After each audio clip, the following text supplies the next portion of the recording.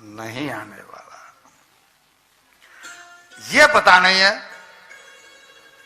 जब मैंने कहा ईश्वर की तरफ कोई चलता है, ईश्वर ने क्या कहा हुआ है, तू जो आए 8 पग तो मैं आऊं पग 60, जो तू कर्रो काठ 100 तो फिर मैं लोहे की लाट। जैसे ये चले, इनको पता नहीं है मुझे गंगा किनारे क्या करना है। गंगा जी पतित पावनी है। गंगा जी के किनारे पे मैं जाके बैठूंगा, गंगा जल का आचमन करूंगा, और गंगा जी का जब मैंने आश्रय लिया है तो रास्ता वो दिखाएंगे। और जो तू आए 8 पग वाली बात हो गई कि जैसे ही इन्होंने वहां जाके पहुंचे तो 10 दिशाएं अपने आप खुलना शुरू हो गई। भगवान की ओर कोई चले तो उसके लिए फिर भगवान के यहाँ दरवाजे सारे खुले हुए हैं। कोई दरवाजा भगवान के यहाँ बंद नहीं है, लेकिन हम चले नहीं तो उसका तो भाई कोई इलाज नहीं। अब जब वहां पहुंचे ये पता नहीं है कि क्या करना है। ये आवाज काहे की आ रही है?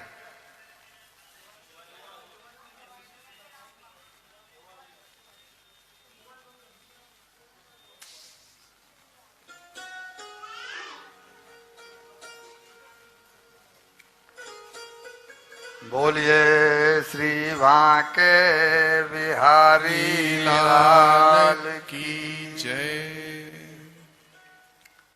ये पता नहीं है कि क्या करना है। ऊपर से ये पता है कि आज से 7वें दिन मेरी मृत्यु। हमको पता है कि 7 मिनट भी हम रहने वाले हैं, लेकिन हम कितने निश्चिंत हैं। उनको पता है कि 7वें दिन मेरी मृत्यु होने वाली है। 7 दिन है मुझ पर, तो भी फड़फड़ा रहे हैं कि समय निकला जा रहा है, कैसे होगा। मैं आके बैठ गया हूं, मुझे पता नहीं कि मुझे करना क्या है।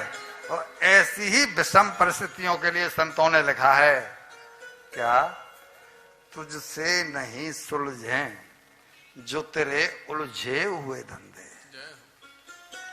तुझसे नहीं सुलझे जो तेरे उलझे हुए धंधे, तो भगवान के इंसाफ पर तू छोड़ दे बंदे।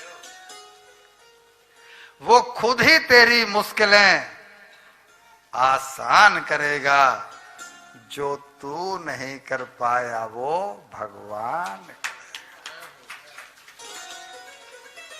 बढ़ो तो सही, चलो तो सही, भगवान ने सारे इंश्योरेंस दिए हुए हैं।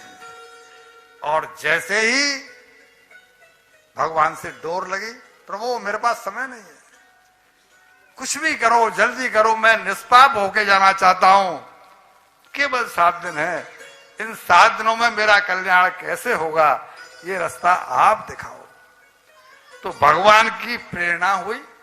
मैंने अभी कहा कि भगवान के पास जब कोई ऑप्शन नहीं बचता है, जब भक्त उनकी शरण में चला जाता है, तब शरणागति केवल जिह्वा की नहीं हो, शरणागति हृदय से होनी चाहिए।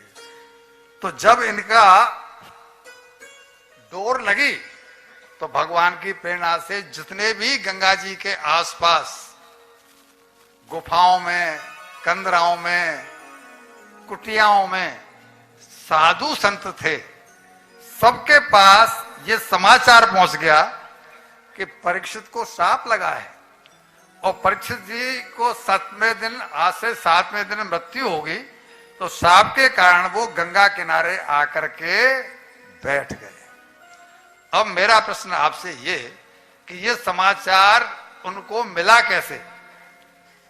परीक्षित की तरफ से कोई प्रयास नहीं हुआ, तो ऋषियों को यह समाचार कैसे मिला कि परीक्षित को शाप लगा है और आज से 7वें दिन उसकी मृत्यु हो जाएगी? अरे भाई, इतनी व्हाट्सएप चलाने वाली बैठी हैं, इतने व्हाट्सएप चलाने वाले बैठे हैं, कोई तो जवाब दो।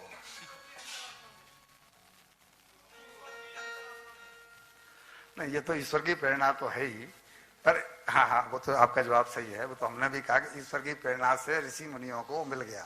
लेकिन इसको इसको ये कह के निकल जाना तो बड़ा आसान है। हम ध्यान खींचना चाहते हैं उस पॉइंट की तरफ से जिससे कि बात सबके गले उतर जाए। तो वो ऐसा है, बिल्कुल व्हाट्सएप जैसा ही सिस्टम उसका है कि जैसे ही व्हाट्सएप ग्रुप में आपके मतलब 256 मेंबर हैं, 255 थे, तो जैसे ही 256वां मेंबर आपने ऐड किया तो जो समाचार आप भेजते हैं वो सबके ऊपर पहुंच जाता है, नहीं पहुंच जाता है? तो जिन जिन के चित्त लाला जी भगवान के चरणों से चिपके हुए थे, जिन जिन संतों के, मुनियों के, शिष्यों के, विद्वानों के चरण चित्त भगवान के चरणों से चिपके हुए थे, तो जैसे ही भगवान ने प्रेरणा दी उन सबको मैसेज अपने आप चला गया। हम कहना क्या चाहते हैं कि चित्त अगर भगवान की तरफ हमें लगाना है तो हमें सबसे सुगम रास्ता क्या बता रहा है शास्त्र? कि जो सत्संगी व्यक्ति हैं उनके संपर्क में आ जाओ। सत्संगी व्यक्ति के संपर्क में आने से उसका चित्त चूंकि भगवान से लगा हुआ है, तो उसके जो वाइब्रेशन हमें मिलेंगे, उसके जो परमाणु हमें मिलेंगे, वो धीमे धीमे हमारे चित्त को भी भगवान के चरणों तक पहुंचा देंगे। ये बिल्कुल व्हाट्सएप, मैंने इसको इतना सिंप्लीफाई इसलिए किया है कि व्हाट्सएप को आजकल सब जानते हैं, बूढ़े भी जानते हैं, जवान भी जानते हैं, लेकिन सत्संगियों के संपर्क में रहने से ये काम होगा। जैसे कि जो मेले वीडियो देखते हैं या देखती हैं, जो क्रिमिनल टाइप के सीरियल देखते हैं या वीडियो देखते हैं, तो उनके मैसेज जाते ही उनमें, जो लोग उस तरह का धंधा करते हैं। और इस तरह के जो ग्रुप हैं उनमें सत कथाओं के वीडियो जाते ही जाते हैं। वही तरीके से सबको मालूम पड़ गया कि वहां पर आकर के बैठ गया है राजा। तो जितने भी संत आते गए उन सब से उन्होंने एक ही प्रश्न किया है कि मुनिवर, सर्वात्मना म्रिय मानस कृत्यम शुद्धम तत्रा मृष्टाभियुक्ता। मरणासन,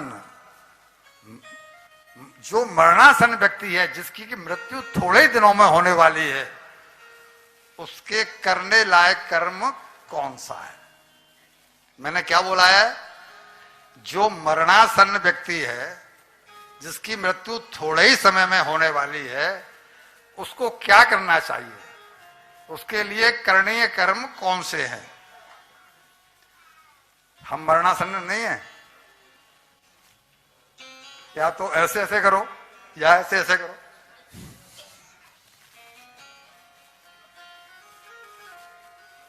कभी भी आ सकती है, कभी भी आ सकती है। उनके पास तो 7 दिन का समय है, 7 दिन से 1 घंटे पहले भी उनको तक्षक नहीं डस सकता। हमें तो 7 मिनट का भी भरोसा नहीं है। तब मैंने कहा या तो ऐसे ऐसे करो या ऐसे ऐसे करो। तो प्रश्न यह कि यह प्रश्न हमारा है कि उनका है? मरणासन व्यक्ति के लिए करणीय कर्म कौन सा है, उसे क्या करना चाहिए? और उन्होंने केवल एक ही उत्तर दिया है, केवल भगवान नाम, केवल भगवान सुमिरन। क्योंकि और कोई व्यक्ति के काम आएगा नहीं, क्योंकि गीता का सिद्धांत है अंते मति सा गति। मृत्यु के समय चाहे कोई 50 साल का मरे, चाहे कोई 70 का मरे या कोई 90 का मरे, मृत्यु के समय उसका अंतिम चिंतन जो होगा, अंते मति, उसकी मति जो होगी, साह गति, उसकी गति वो होगी। अभी आपको हम भरत जी का प्रसंग सुनाएंगे, उसमें उसका प्रमाण भी मिल जाएगा। तो अगर हमारा मन सत्संग में नहीं